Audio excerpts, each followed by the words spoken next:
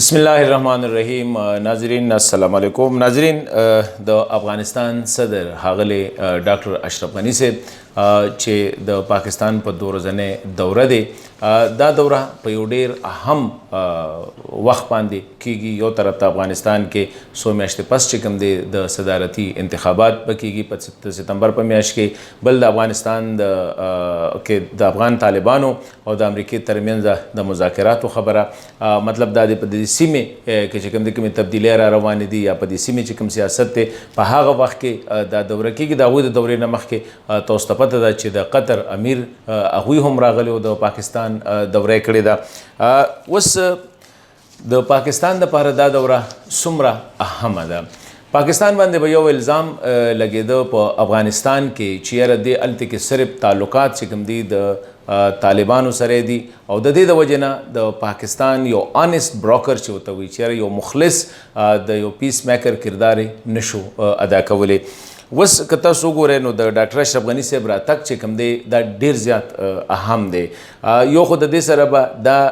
دا اندازه لګي چې یاره د دواړو ملکونو ترمنځ، ځکه چې ډاکټر صاحب ته څو وارې پاکستان د دورې دعوت ورکړی خو دوی هغه منلې نه و، بلکې دا به وایي چې په اپروپریټ ټایم باندې. اوس دا پته لګي چې یاره د دواړو ملکونو ترمنځ تعلقات ډیر حده پورې ښه شوي دي. تاسو ته پته چې د دې دورې نه مخکې یعنی د 22 جون د هم د دې میاشتې په بوربن کې چې کوم د افغان ډیلیګیشن راغلی و د اپوزیشن، ډېر یو سټرانګ اپوزیشن ډیلیګیشن چې په هغه کې حکمتیار صاحب، حنیف اتمر صاحب، په هغه کې عطا محمد نور صاحب، کریم خلیلي صاحب، استاد محقق صاحب، لطیف پیدرم، مطلب ټول اهم نه اهم کسان، انور الله کاهدي صاحب دي، هغه ټول چې کوم دی پاکستان ته راغلي او دلته کې 2 ورځې هغوی تېرې کړي د پاکستاني مشرانو سره او دلته کې د سیاسي مشرانو سره انټراکشن کړي دي. اوس د دې نه دا پته لګي چې پاکستان د وخت کې یو ډیر بیلنس پوزیشن کې د افغانستان په معاملاتو کې دی که یو طرف ته د طالبانو سره رشته ښه ده، نو اوس چې کوم دی د اپوزیشن سره هم رشته ښه ده او د حکومت سره هم د دې دورې نه پته لګي چې تعلقات یې ښه دي. یعنې په افغانستان کې به دا ډېره غټه مسله وه چې پاکستان ته به یو کس راغې نو نور به پسې هلته کې بیا هغه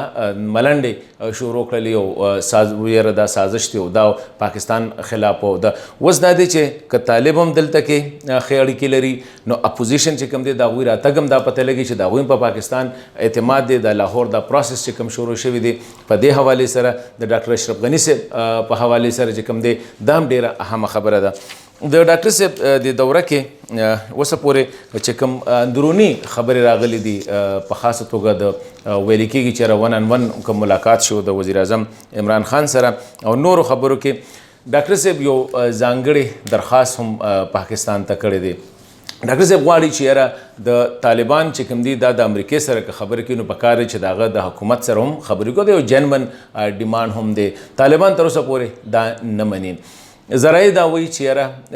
ډاکټر صاحب په دې حوالې سره د پاکستاني حکامو سره چې یاره که تاسو طالب د امریکې سره په هغه کې تاسو کردار شته دی او ظاهره خبره ده پاکستان هم دا مني، نړیوال ورورولي هم دا مني، نو ولې نه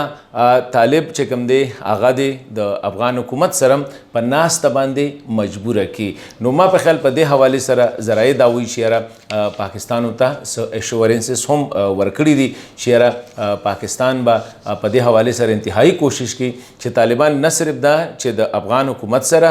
ناستې تیار کړي بلکې سیز فایر باندې هم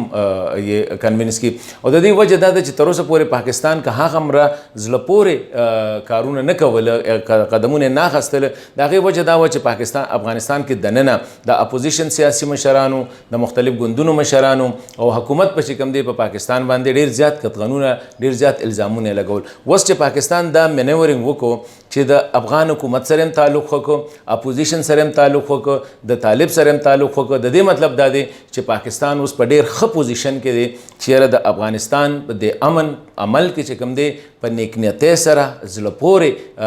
ګامونه واخلي او زما خیال دا دی چې دا کوم طرف ته مونږ روان یو انشاءالله که پاکستان هم دغه شانتې لکه څنګه چې افغان غواړي او څنګه چې پاکستان غواړي که دغه شانتې زړه پورې ګامونه واخیستل نو زما تمه ده، امید دی چې انشاءالله دا مسله به حل شي. دې سره نورې مسلې چې کوم دي هغه بیا دونه اهم نه دي، بارډر مینجمنټ شو، تجارت شو، یو پیره امن راشي نو زه یم چې دا نورې خبرې به سره په خپله حل کېږي. نو دا یو ډېر لوی اهم پیش مشرف دی د پاکستان دپاره هم د افغانستان دپاره په خاصه توګه او بیا د سیمې دپاره چیرې د دې دواړو ملکونو ترمنځ او په دې کې زما خیال دا دی چې نړیواله ورورولي روس شو چین شو په خاصه توګه د دوی پکې ډېر لوی کردار دی زه وایم چې د امریکې هم پکې کردار دی چیرې امریکا هم غواړي چیرې که دا ملکونه چې پاکستان رضا شي افغانستان رضا شي نو بیا دا مسله حل کول به دومره ګران نه وي